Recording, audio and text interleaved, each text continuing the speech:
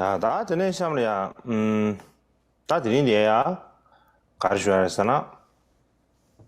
나네.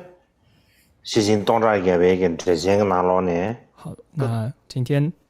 我们继续要讲解的是要说的是《大制度论》里面的第一次结集相关的内容。那我们现在讲到的是里面的优波离的结集律典的部分。那么首先在讲解它结集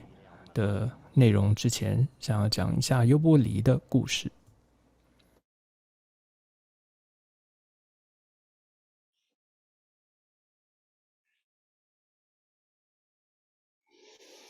파파냐 거기 ছেলে다 리자게랴 우발리쇼르바. 那么优波离呢，它的梵文叫乌巴利，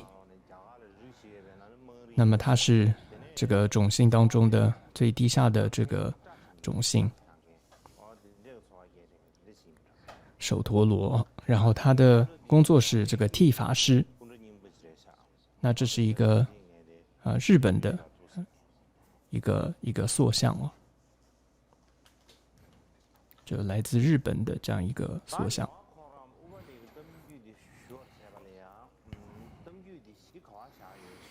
那接下来我要讲的优波离或者叫乌波离的这个故事呢，主要是依据这个第6世纪的这个佛本行集经啊，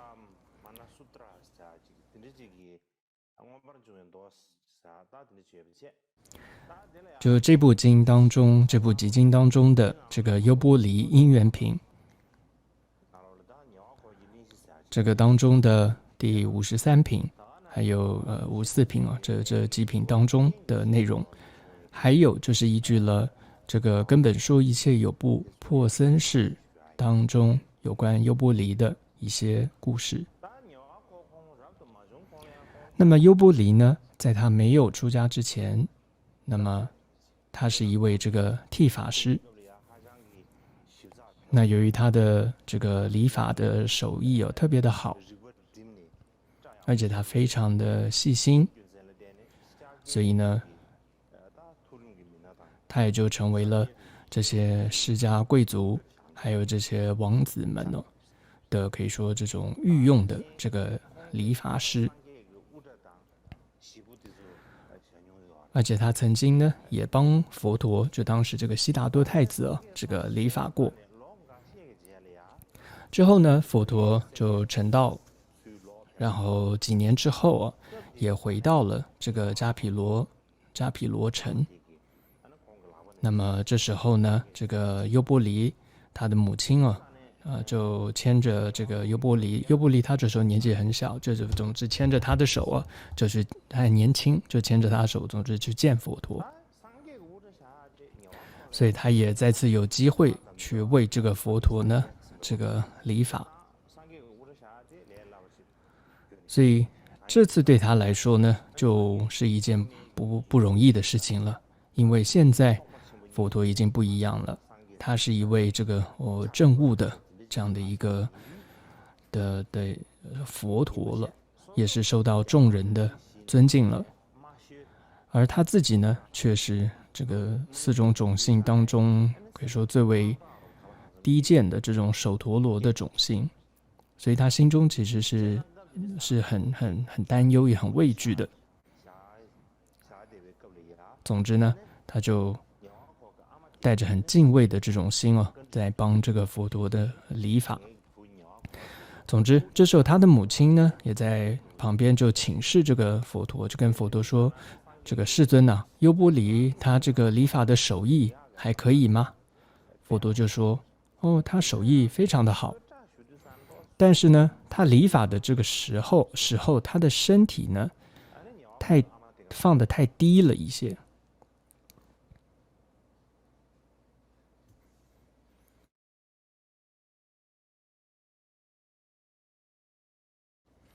所以意思就是说呢，所以这时候这个优波离的母亲呢，就跟这个优波离说，优波离你帮如来世尊呢剔除这个须发的时候，理发的时候，身体不要弯得太低，让这个尊者世尊心乱，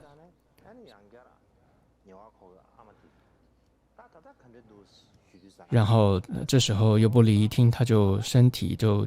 抬直，就是挺直了一些。他这时候就证得了这个初禅。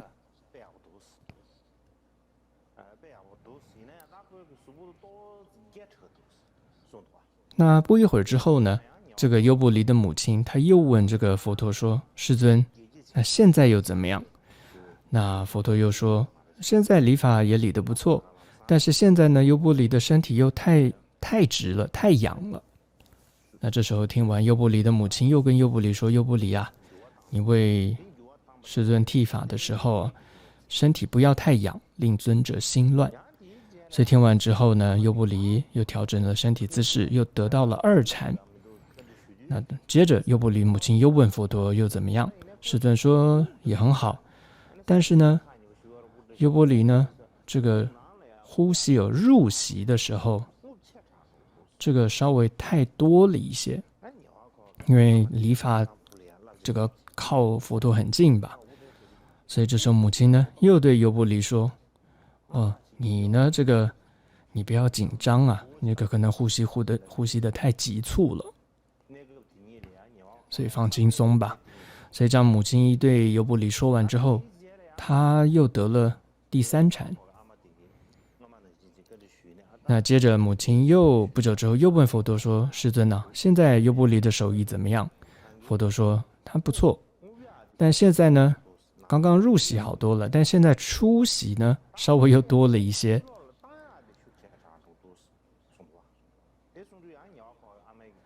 这时候优波离的母亲呢又一样啊，她又对这个她的儿子优波离又说：“解释之后说完之后呢，优波离又进入到得到了第四禅。”那这时候世尊呢就告诉身边的比丘们就说：“比丘们啊，你们赶快把这个优波离拿走他手中的剃刀，因为他已经得到了第四禅，赶快扶他一把，就是不要让他这个倒在了地上。”总之说完之后，他的母亲呢是赶快就把他剃刀从这个优波离的手中这个取走。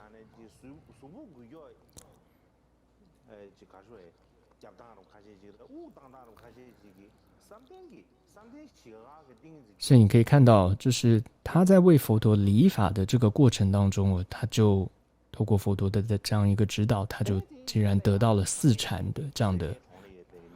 的一种了悟。总之之后呢，佛陀就对他这个家乡就迦毗罗城的人们说法。那么很多的这些释迦王族的年轻人，那听完了这些甚深的这些真理之后，也都很欢喜，非常的高兴，都想要说发心要出家，然后要求道。那这时候我们就可以看这个根本说一切有部毗奈耶破僧事里面就有一段记载。那这时候就说佛陀的父亲净饭王这时候就叫这个乌波离来，就叫他到这个尼居陀园，就到一个陵园当中，就叫他来做什么呢？因为这里面呢有这个世子就是说释迦族的这些王子们，还有一个其中有一个叫贤王，最主要有一个王叫贤王。因为以前最主要的王是这个净饭王。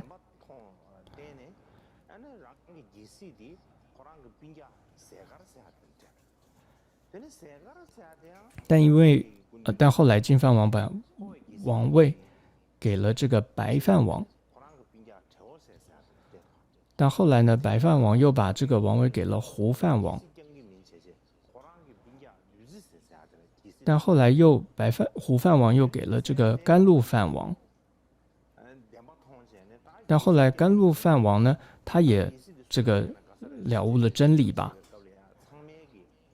总之一个王都了悟了真理，后来最后就给了王位，就传给了谁呢？就传给了个叫做贤王，后来他就接了这个王位。后来这个贤王呢，后来他也想要出家，所以就到了这一段，就总之最后就是大概所有的这些每一个世家族的王，他们都要出家。所以总之这里就是说，这个总之这在尼居陀园当中就说这里有500人就是世家族的这些贤王为主的等等这些世家族的贵族还有王子们他们就要剔除须发，要出家。所以这个乌波离要来帮他们剃发，所以就在那排着队要乌波离要一个一个帮他们在这边要剃发。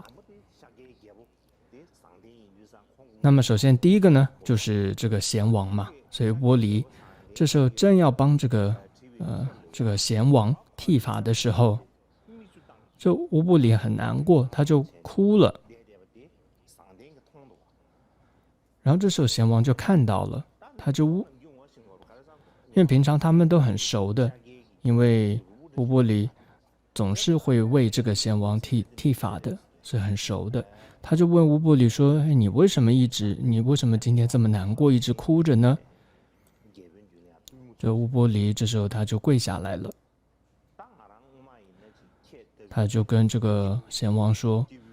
我一直以来就一直这个可以说承侍着你那么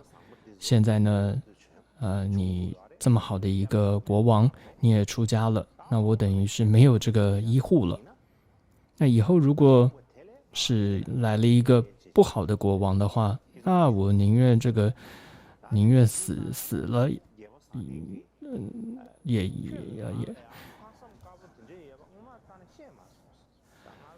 那总之，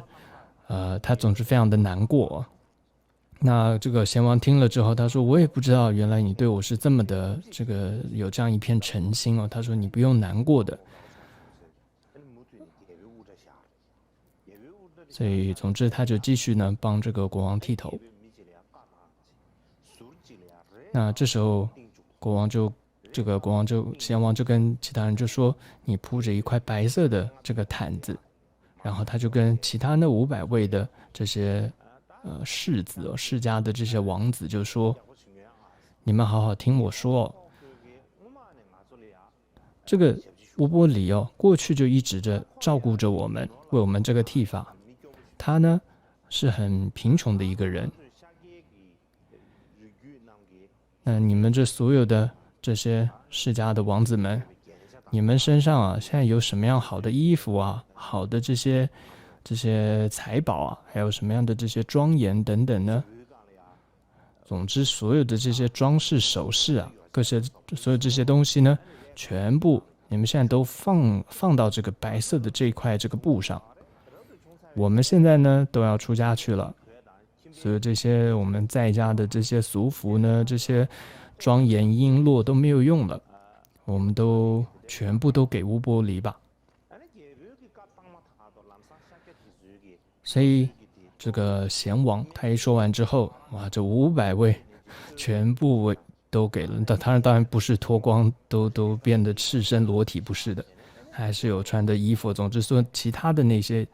首饰这些东西都放上去了。然后乌波离就一个一个为他们这个剔除须发剃头礼，然后为他们这个洗浴所以呢，就像刚刚提到，乌波离他是一个很贫穷的人，就像之前说，他又是种姓当中的这个首陀罗最低下的一个种姓。你可以想象，他一辈子大概连做梦大概都没有梦过这么多的财宝，不用说他这辈子看过了，得到过，不可能梦大概都没梦过。如果是一般人的话，看到这么多的东西突然都是属于他的，大概早就高兴到不知道飞到哪里去了，应该都赶快跑回家了，带回家去了。但是他大概是一个很有想法的人，所以这时候接着这里记载说，他怎么说呢？他就在思维，他说：“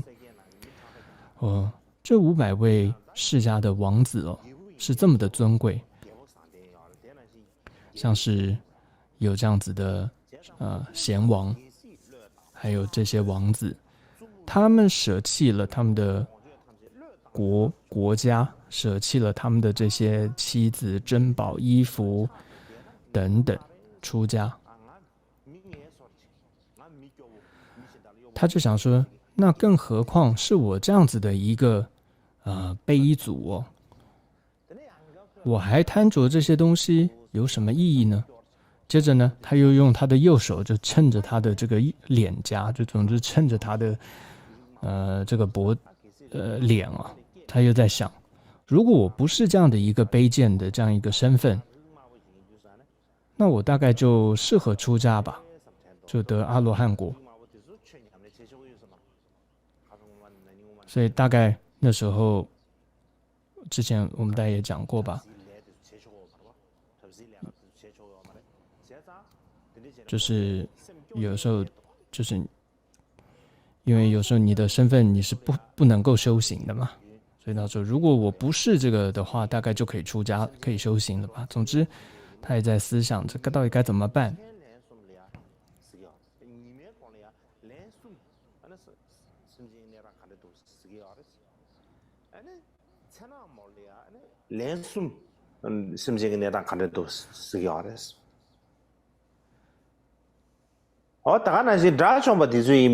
所以当时呢，这里就说，其实呢，佛陀呢，他时常昼夜60呢，他就一直在观察着众生的。阿罗汉呢，也是时常的观察着众生的，不像是我们在房子里面，然后朋友，就算是我们最好的朋友，在其他地方，我们大概都不知道到底他们现在发生了什么样的事情。可能我们只自己在想吧，但是我们也看不到，也不知道。但是呢，对于一个阿罗汉来讲，他是有神通的，他是能够就像亲眼看到、亲耳听到一样，知道别人发生什么事。所以这里接着就提到这个舍利子哦，就是舍利佛尊者，他就清楚知道这时候乌波离在想什么，他就知道他心中有这样子的烦恼、忧恼。所以他就去找这个乌波离了，他就对乌波离说：“你在烦恼什么？”乌波离就说：“啊，哎呀，我就是当然会生烦恼啊，因为今天我看到这个贤王还有500个这些王子们，他们舍下了王位，还有他们的一切所有这些珍宝等等，出家去了。我如果贪着这些他们给我的东西的话，我一定多饿到的。但是我如果不生卑族，我不是生这个低贱的这个身份的话，那么我在佛陀的这个律典当中，我一定能够出家精进的修持，能够得阿罗汉果的。”这时候舍利弗听了之后，他就跟乌波离说：“佛法哦，它是不分这个卑贱的，它也不分你是有没有学问的。所以你不用有这样子的担心的。如果你真的想要出家，如果你真的想要受比丘戒，成为比丘，你就去找佛陀，他是一定会让你出家的，一定会给你机会的。”他一听之后高兴得不得了，他就把那所有这个白布上的所有的这些珍宝啊，本来给他这些东西全部就丢掉。然后这里形容就像是如泣唾涕般哦，就好像是吐一口痰一样，把它一唾，就把它吐掉了，这样子。然后这时候舍利子哦，就舍利弗尊者就带着这个乌波离呢去见佛陀了，然后就首先顶礼佛陀。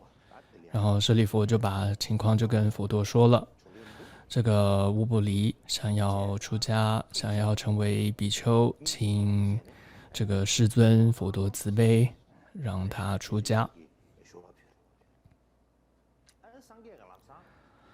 那这时候世尊一听呢，马上就说善来，善来就说您来，然后就说应修梵行。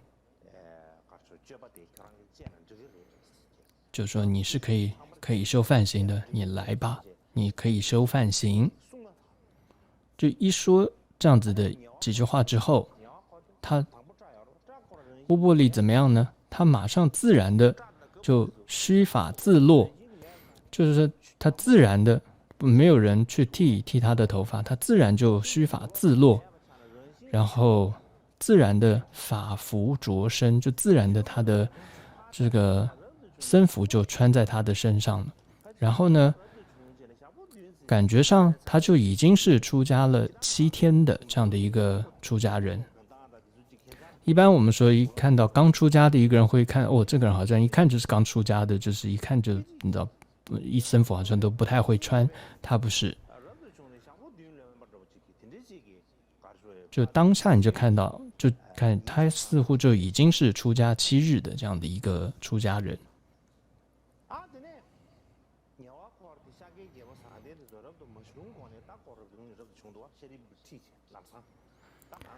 然后，所以总之，所以也没有他没有任何的仪轨出家的仪式都没有，就是善来应修犯行这样子一说就出家了。但是呢，接着呢，500贤王世子，就是那些王子呢，是透过了各种白寺结魔让他们出家的。然后总之他们出家之后呢，就是舍利弗让他们出家之后呢，然后就来礼敬这个世尊，然后要次第的礼敬所有的比丘嘛。然后当时呢，这个贤王他就要次第的要礼敬这个一个个比丘嘛。那首先呢，结果第一个就要礼敬的就是乌波离，因为乌波离先出家了。这时候他一看到，诶，这怎么会是乌波离呢？他一看就是乌波离的脚一抬起来，还真的就是乌波离。这时候他一抬头，他就总之就跟世尊说，他是乌波离耶，他是我的侍者，我可以顶礼他，这样合适吗？他就问世尊了。意思就是说他是这个首陀罗，哎，那我这样顶礼他合适吗？世尊就说，你是出家就是为了降服傲慢，因为乌波离比你先出家，所以你就应该要向他顶礼。这时候这个贤王啊，他就听了佛陀的这个教法，然后他也就降服了他的我慢，然后他就礼拜了这个乌波离。那当时礼拜的当下，这个大地就6种震动。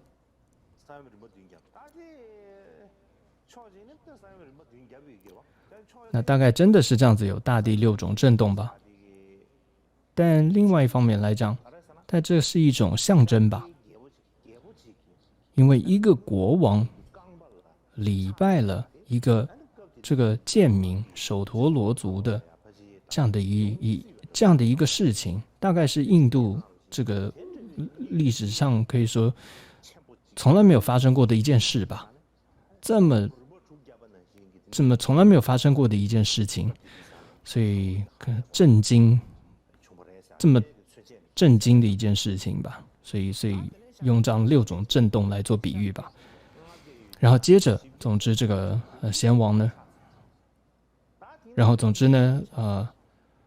499人都次第的礼敬了乌波离哦，但是有一个人没有拜，但你们大概可以猜得到，有一个人谁没拜？那个就是天寿，就是提婆达多，因为他也是一个王子嘛，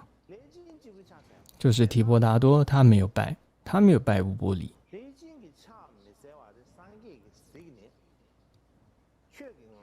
那这时候世尊就说，佛陀这时候就说，天寿啊，提婆达多啊，你应该降服你的傲慢之心，你应该礼拜乌波离。这时候提婆达多就说，我礼拜乌波离对我有什么好，有什么利益？有什么好，有什么不好，我不理他，我不礼敬他。但这一段记载是出自这个汉传佛教的。那藏传佛教的根有律当中的文字是怎么说呢？是说这个提婆达多是说，如果我不礼拜这个乌波离的话，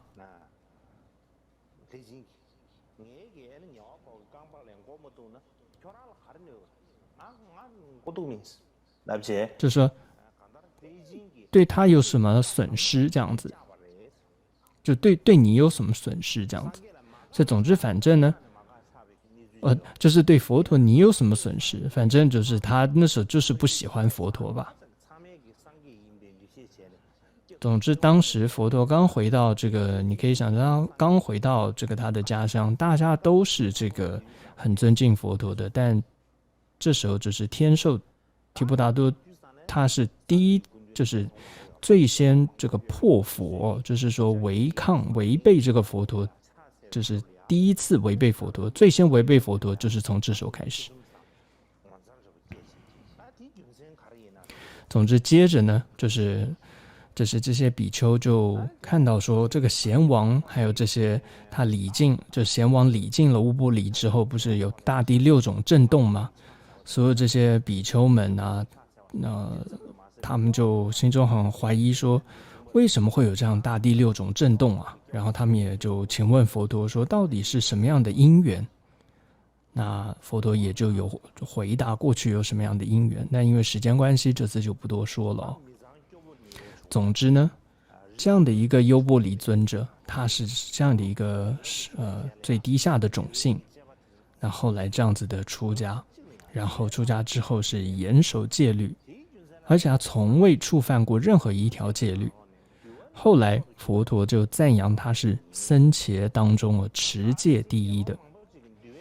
而且呢，僧伽之后在僧伽当中，僧伽们在戒律上有任何的问题，也都会去请教他。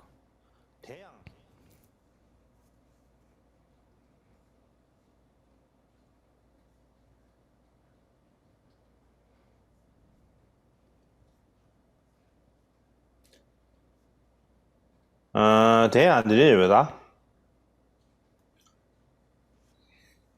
这样对这西边那老来呀，那边去了个给啥的给加给那他了。么在第4世纪由竺佛念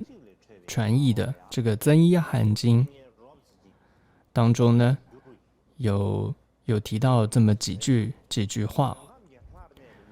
提到说，居乐天上，不处人中，所谓牛基比丘是。就这有几段就是佛陀他赞叹他的几位比丘，然后再来赞叹舍利弗比丘是说智慧无穷，绝了诸疑，就是舍利弗比丘。再来赞叹阿那律比丘，就是天眼第一，见十方域。再来大迦叶比丘是12头陀，难得之行。再来赞叹优波离就是什么呢？奉持戒律，无所触犯。再来赞叹阿难是什么呢？是我声闻中第一比丘，知识明悟，所至无碍，所忆不忘，多闻广远，堪任奉上。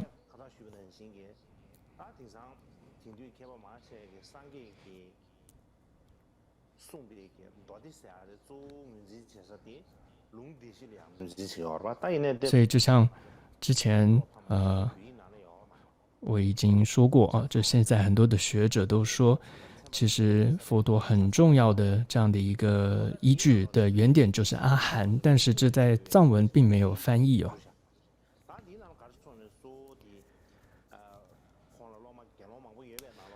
所以总之阿含当中就在增一阿含这里面就提到呢，这个佛陀总之就赞叹他的很多位比丘所以这里面我们几位比丘就是之前课程中有提到过的，有牛基比丘，就是这个焦梵波提之前的焦梵波提比丘，然后舍利弗比丘、阿那律比丘等等。但你可以看到这里面的比丘里面形容最多的其实阿难是有两行你可以是最多的。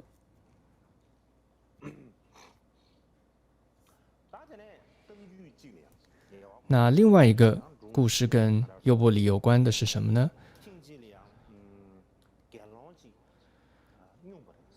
就是有一次有一个比丘生病了，那么他必须要怎么样治疗他呢？就是他的药物当中必须需要有酒来作为药物，但是呢，这个比丘呢，他持戒很严谨，他是宁愿这个病死，他也不愿意这个饮酒的。所以呢，优波离知道之后，他就去请示佛陀该怎么办。佛陀就说，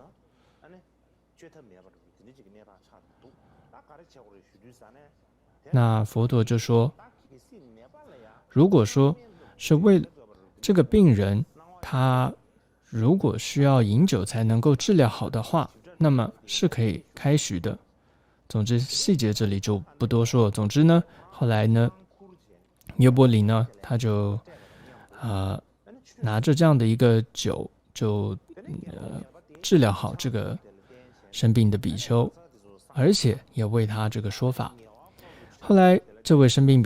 比丘不仅恢复了健康，而且也听闻了尊者的开示之后，也证得了阿罗汉的果位。佛陀知道这件事情之后，他就赞叹优波离是什么呢？叫做真正的一个持律的这样的一个人。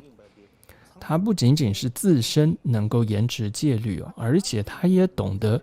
这个戒律的这种叫开遮持犯，就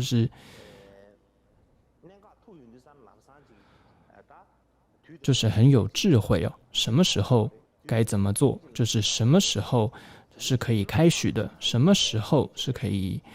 要特别严谨，什么时候又可以是开许的等等。所以你可以看到哦，这个佛陀灭度之后呢，这个我们之前提到大迦叶号召这个大众结集哦，你可以看到大家对于经典结集的人选，也就是阿难是否合适这件事情上是有很大的波折，但是对于持律第一的优波离尊者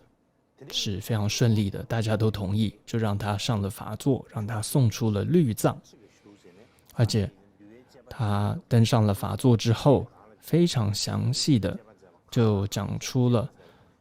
佛陀制戒的因缘，比如说当时的人事，还有时间地点等等这些细节。所以现在我们能够有这样子的丰富的律藏哦，能够阅读到，这都是因为优波离尊者的一个恩德。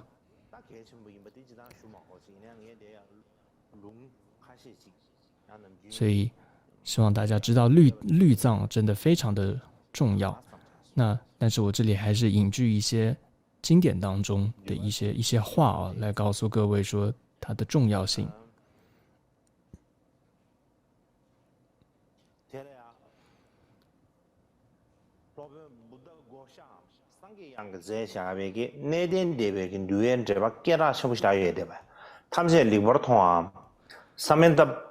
那么佛音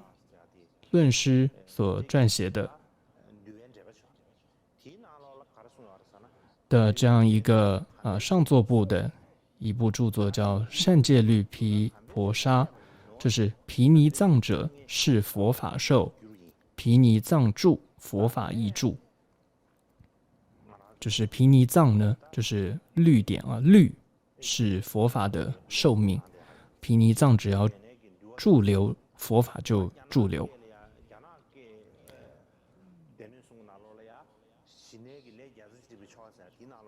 然后再来呢，是根本说一切有部的百一结魔，这样当中提到说，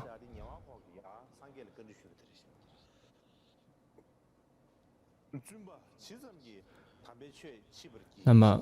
就是这个优波离他就请问说，若如是者，云何名为正法住？云何名正法隐没？就说怎么样一种情况叫做正法还有还驻留，什么样一个情况叫做正法已经没有了，叫隐没了？佛陀就说，有秉结魔者，有顺教法者，既有能秉法人，即有行人，此则名为正法注释。若不做结魔及无顺教法者，名为正法隐没。这个意思，总之白话来说，就是如果有很好的行持这个毗尼，就是律典的结魔啊，或者有很好的修持、行持、持守戒律的人呢，那么就是正法还注释。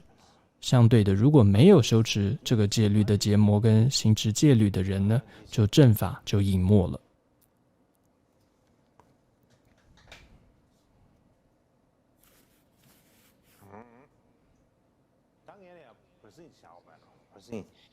第下线的点的说啊，不是下线眼的，不是往下看的，弄起来我们说。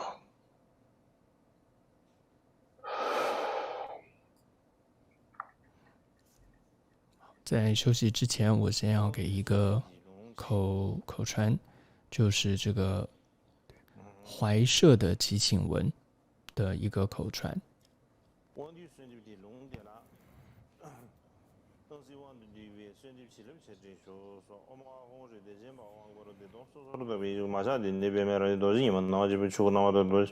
今天我就都是就是别嘛给别空调啊，能事情的话，这个生意就没做完了，电视这边给我的是，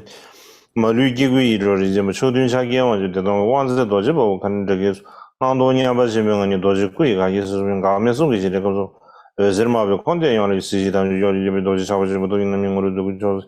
都是这个下午这么能是电话什么东西吧，他运输这第一公布消息。咱们这送完给老子了，给别送完的是今年秋天我都这个别个都他们网都这边我就是，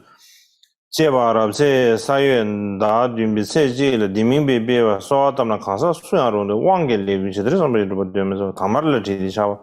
没弄了，可能这个如果忙嘎了，那说当然嘞，不是咱们是他们下应。好的，休息30分钟。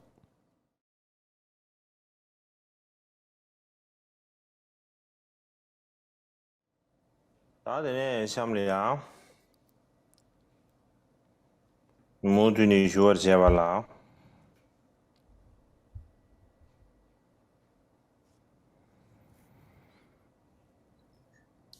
他等于的，你要块个录音都得学习没起了吧？那么刚刚简单的讲了优波离的这个故事。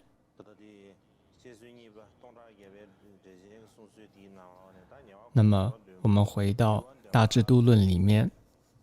谈到的优波离诵律的这个部分。那么这里提到，当时阿罗汉他们就讨论到说，有谁是很精通明了这个律藏，也就是毗尼藏，大家就说就是长老优波离。那么他是在500阿罗汉当中是持律第一的，我们应该要请他来这个诵律。所以他们已经在这个500阿罗汉当中，所以大家就说请他出来，所以就说大家就请他上这个狮子座，然后就请他说这个佛陀最初是在哪里说这个说律的，所以他就坐上这个狮子座之后就说如是我闻。那么一时佛在这个毗舍离，那么当时呢就是须提那迦兰陀长者子是这个初作淫欲，已是因缘故，就是结出大罪。然后接着呢就是250戒，然后做3部7法8法比丘尼毗尼增一优婆离问杂部善部等等，做80部做毗尼藏。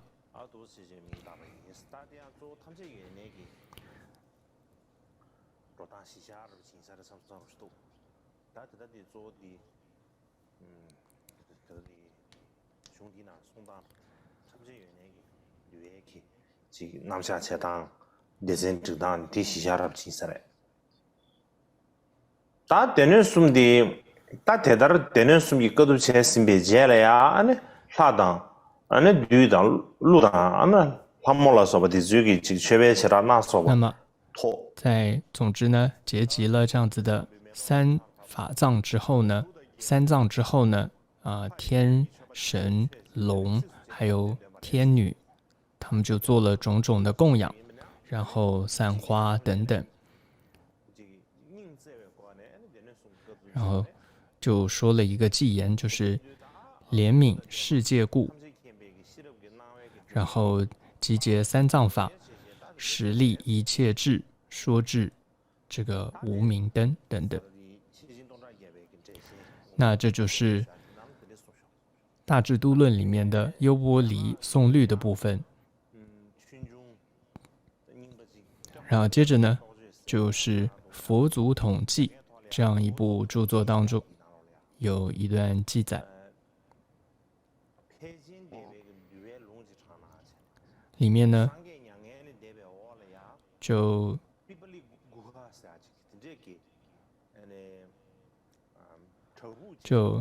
提到了僧祇律里面有这么一段记载说，这个如来灭后呢，如来就是佛陀圆寂之后呢，在这个毕波罗库这里面呢，以这个三位部主就是三位尊者，然后结集了三藏，就是阿难送出了经藏，迦摄送出了论藏，然后优波离送出了律藏。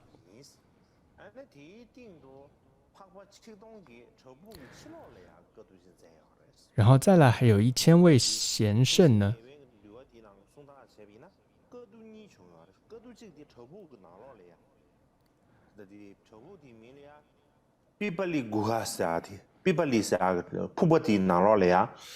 那么在库外呢结集了，又做了结集呢，那个是大众部。所以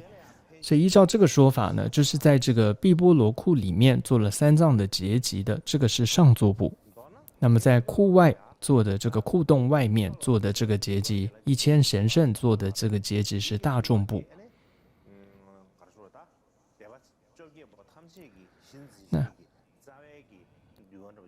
那这样的两部呢，通称为叫做僧祇律是一个根本，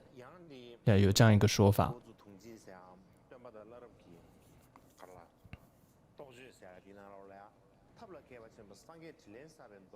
那同时呢，这里还有一句是佛祖统计里面，佛祖统计里面有一句话，就是阿难从佛请愿，20年中所说尽为我说这是依据这个报恩经里面有这么一句话，这是依据了叫做大方便佛报恩经。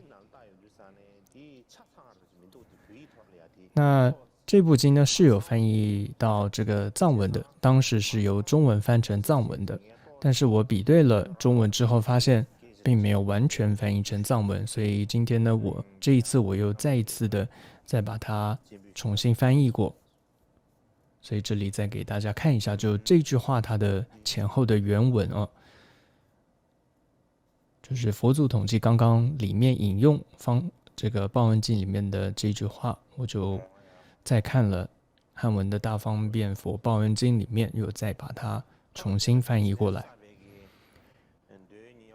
所以呢，大方便佛报恩经里面这一段是出自于优波离品。首先呢是这一品本身呢，它本身这个品名就写错了，藏文里面不知道是译者就翻译错，还是这写的人写错了，他写成了阿那律品，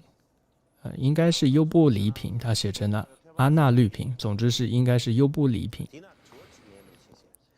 那总之这一段里面呢是一段问答，就是首先一个问题是说，这是如是我闻这样的一个词呢，是指说佛在世的时候的会用的。那么我闻这个词呢，是指说佛陀灭后这时候会说的。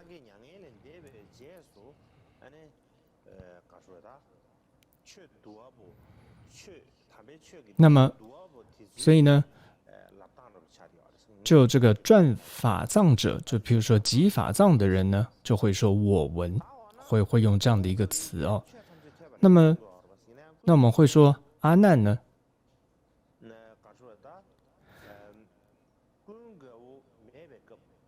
接着说，佛20年中说法哦，阿难不闻，何得言我闻哦？就说佛20年中，就是佛陀成道之后的20年中，他都有说法。但是佛陀成道那个时候，阿难呢是才刚出生，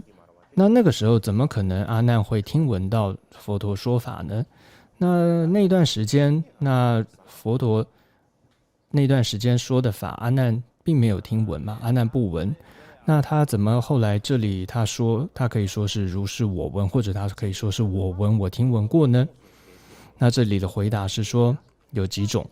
一个是说诸天与阿难，就说是诸天的天人呢告诉了阿难。另外一种说法是佛陀呢进入到世俗心，令阿难知。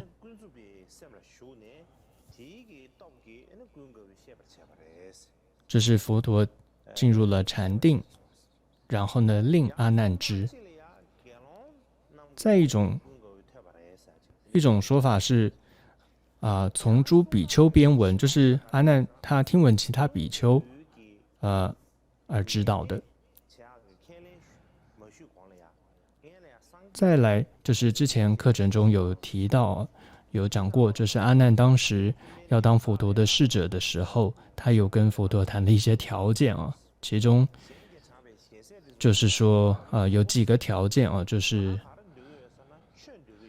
比如说佛陀你不要给我任何的衣服，然后比如说也不要让别人给我任何的食物等等等等，然后就说我在你身边当侍者，我不是为了求这些食物，求这些衣服。然后这里有提到其他比丘，譬如说只有早上晚上可以见到世尊，但是如果我要当您侍者，请让我任何时候都可以，想要见到您都可以见您。那他的目的是希望能够跟佛陀请法嘛。然后尤其其中很重要的第一点就是说，希望佛陀20年中所说的法都能够尽为我说，有这么一个要求。换句话说，就是佛陀20年中那些他不在身边的时候，佛陀曾经说20年中说的法，都请你就再为我说，就曾经有这么一段记载。所以换句话说，佛20年中阿难不在身边的时候的所说的法，后来应该是说佛陀都有为他说过，所以他都有听闻过。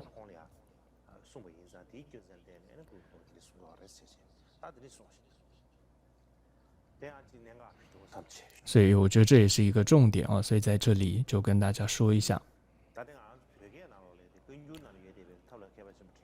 所以这是因为大方便佛报恩经，这是甘珠尔，就是藏文当中甘珠尔也有收录，但是并没有翻译完全，所以今天我这一次我再把它翻译补足一些。所以以上呢就是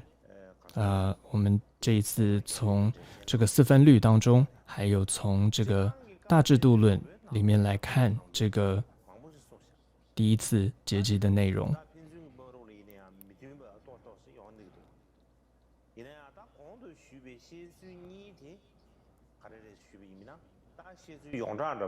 那么其实很多经论当中我都有讲到过这个第一次结集，但是多少都有一些出入，都有一些不同。但是呢，上面这2种说法算是比较普遍，而且是常见的一些说法哦，而且是也可以说是比较权威的一些说法。那么接下来我们来看一下，就是现代的一些学者对于第一次结集是怎么样做他们的分析和研究的。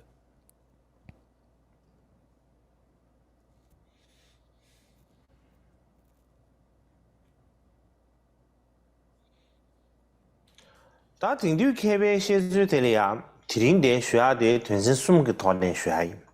지역대 가라서各都切被米语가르게 바사드 那么现代学者，我想分为3个部分，第一个是结集的目的，还有结集的地方跟时间，然后再来就是结集的这个人是谁，人物。首先是学者们对于结集的目的有不同的一些说法。那么说结集的目的大概有3种不同的说法。第一种说法是，因为有些人对于佛灭佛陀的这个灭度呢，是这个幸灾乐祸的，所以迦摄发起这个结集佛陀的遗教，是为了这个稳定这个教法。会认为这样说法的是主要日本的一位学者，是这个马田行起。就是他觉得在看这件事情的时候，就是在佛陀在将要入灭之前，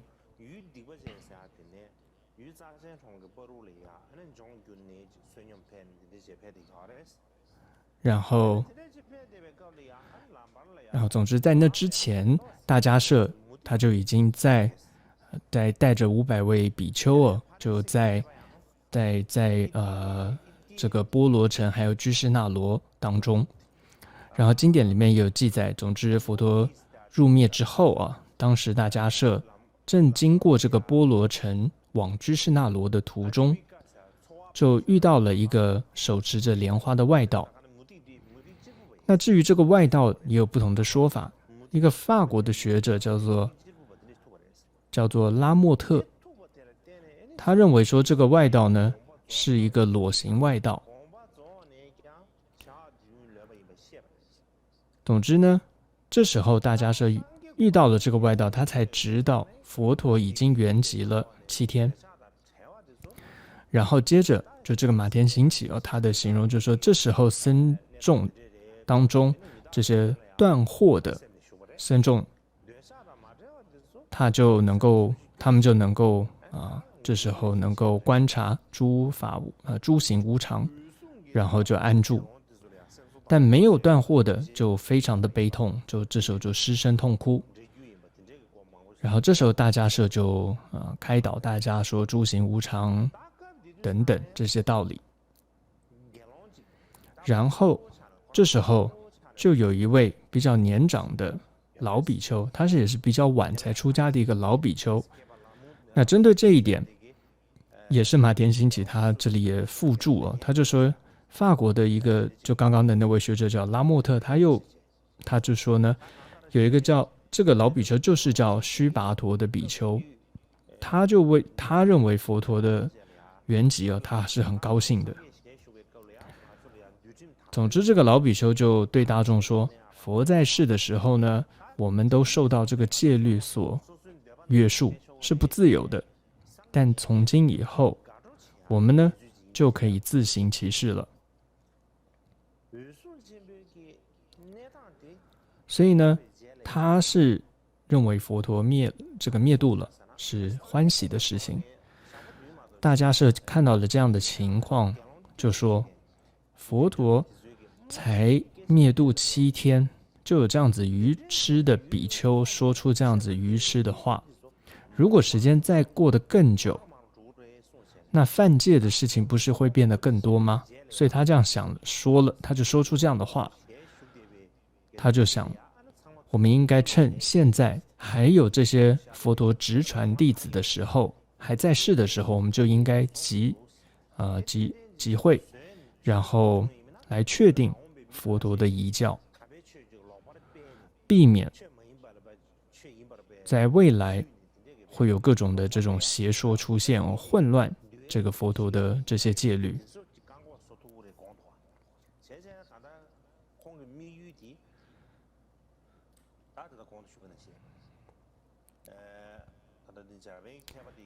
所以这个就是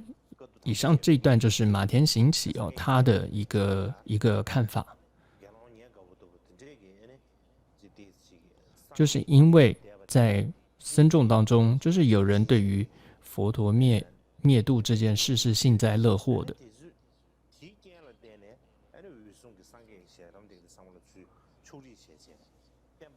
所以呢，大迦叶就发起要这个结集佛陀的遗教，是为了要稳定这个佛陀的教法。那第二个说法是什么呢？是说，如果佛法就这样子在佛陀灭度之后就放置不理，那么就会湮灭无闻，默默就湮灭无闻了。那么，所以结集的目的是为了防止未来各种的假说出现哦。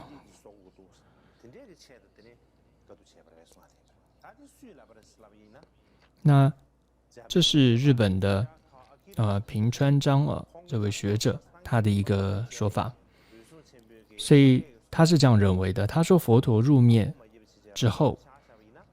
也是大迦叶就考虑到说，佛陀的教法如果一直被放置不理的话，会很快的就湮灭无闻了。那么也有学者认为说，结集的这个目的是为了防止佛陀的真实的教言被那些伪造的假说所篡改，所以要举行这个结集。这就是平川章他的看法。再来第三个说法是，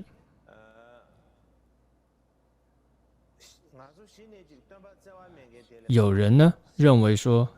终于摆脱这个无情的导师了，就是因为这样子这种不尊敬的说法，这种不敬之词，所以让大家是决心说要赶快结集。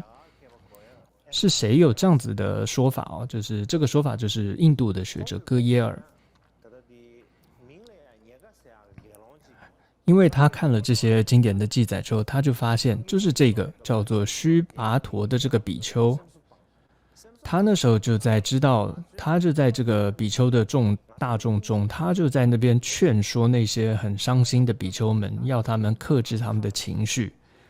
他在告诉他们说，我们就应该要摆脱这个无情的那个导师佛陀。我们现在都已经解脱了，我们完全的自由了。所以这种极不恭敬的言论，在当时就让这个大家是非常的震惊，就觉得说我们要赶快去整理汇编佛陀的所有的教导，这才有可能真的保障这个佛陀的未来的这个教法。所以可能大家是本来也没有这样子的想法的，但就是因为这个比丘他的这样一个说法让大家是有这样的一个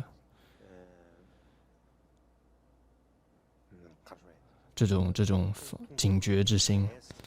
这种担忧。接着呢，就是结集的地点，还有结集的时间。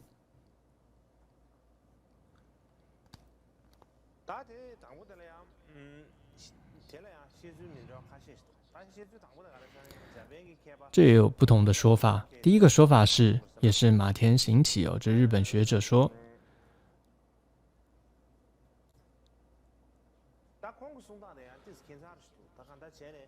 他的说法也是很特别。首先呢，他说佛陀圆寂了之后，就是舍利佛、目犍连这两大弟子也都圆寂了，所以呢，大迦叶呢就到了佛陀的佛灭的地方呢，去举行这个毗荼的大典。接着他就对僧团大众就提出说，我们应该到王舍城去举行这个结集大会。那么大家也都同意。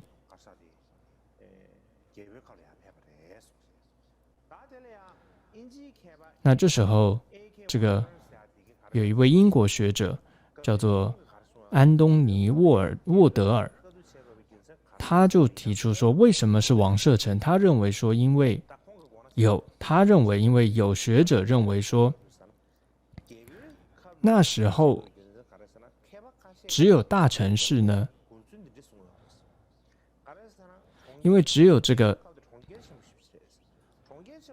大城市呢，才能够维持这种这么长时间数月之久的这种大的规模的集会，而王舍城它就是这么样一个大的城市。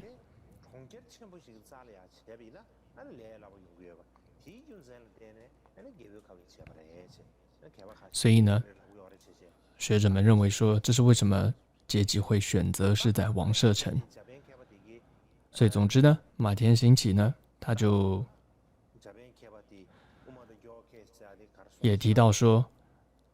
而且他们也得到了这个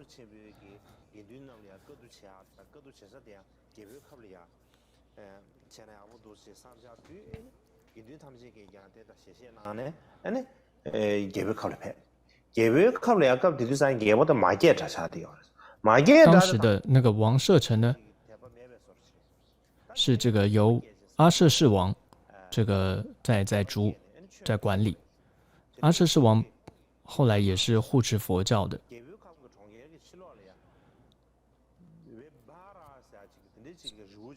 所以也有他的大力的赞助。所以在这个城外面呢，就有这个有一个山叫做贝诃罗山，在这个山旁边有个就是七叶窟，在那里呢就建立一个精舍，作为了一个会场，结集的会场。那是什么时候开始结集呢？是在佛灭后的第一个雨季的这个2月2日，那么也就是这个西历的6月17日哦，开始结集。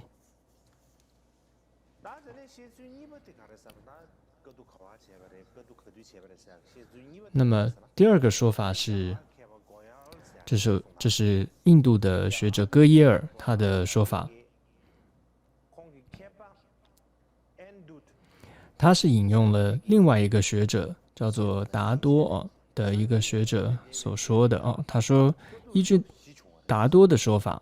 那么在佛陀这个灭度之后，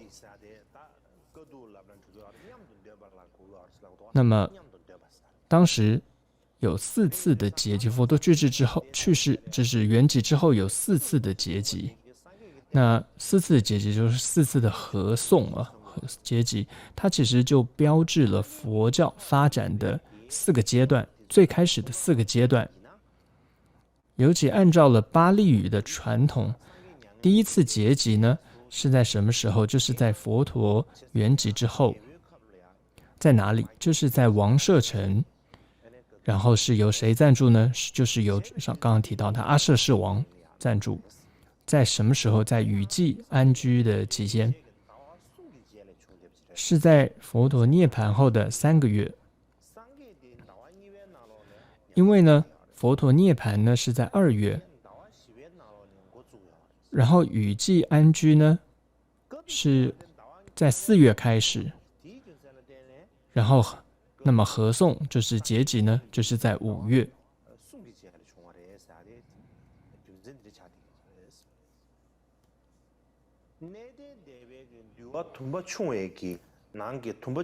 那么在这个建度当中的一个说法就是在保存在小品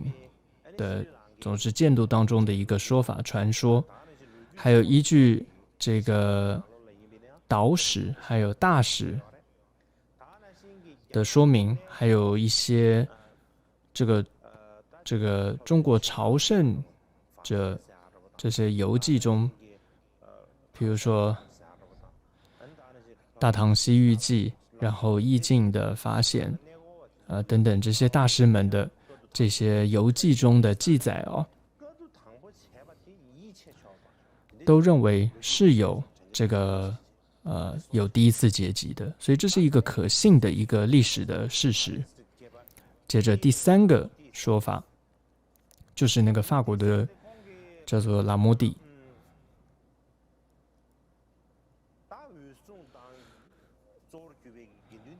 就是在大迦舍还有这个比丘们当时的共同的商议之下，他们就决定在雨季的时候到这个 Rajghat， 就是当时摩羯陀国的首都，然后进行这个结集。那最终呢，他们就到了这个 Rajghat， 就是王舍城，当时就是摩羯陀国的首都。然后呢，他们就在雨季的第1个月，首先进行了这相关的准备工作，然后接着在后面几个月就开始做了结集。所以也在这一段里面就看到，里面就说到了结集的地点还有时间。再来就是结集的参与者有谁？那这里有几种不同的说法。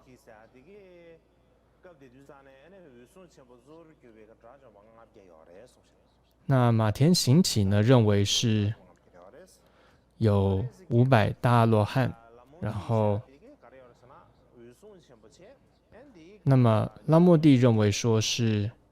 有大迦舍，还有499位比丘，然后再加上加阿难，这样子的话大概就501位了。这是第2种说法哦。再来第3种就是戈耶尔的说法，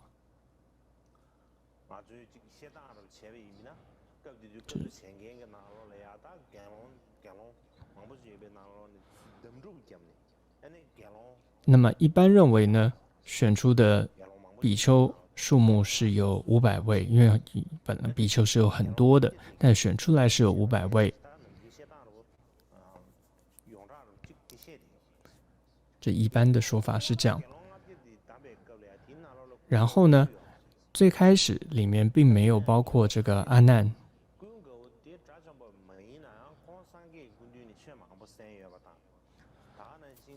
但是呢，他们讨论说，因为佛陀身边这个是阿难是非常重要的，他也一直随侍佛陀，听闻很多的教法。所以最后呢，还是呢接纳他，然后让他参与这个结集。但是另外一个说法是，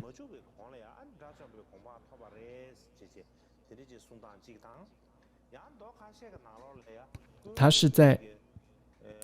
开始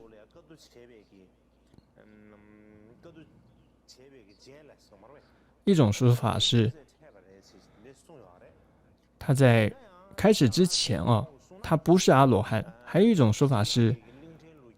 他在开始之前就已经是阿罗汉。总之有不同的说法。在还有一些经文当中记载说，阿难是在诵出了经还有律之后他诵出经和律之后遇到了一些非难，还有但是呢，他也发现在导史、大史的这是一些文献，还有在佛音的善戒律、毗婆沙还有大史当中并没有提到阿难有这方面的这些缺陷。就比如说出阿难有各种的过患在其他这些文献当中并没有说出他有这些过患，这样子。那大概今天就讲到这里。总之呢，就像开头我提到的，就是明天是休息，后天呢就是第14堂课，大概后天第14堂课是最后一堂课了。那么后天最后一堂课之后，大概之后大家会有几天的休息，就没有课。然后到了9月11号呢，我们就会修持释迦牟尼佛的这样一个法会。好的。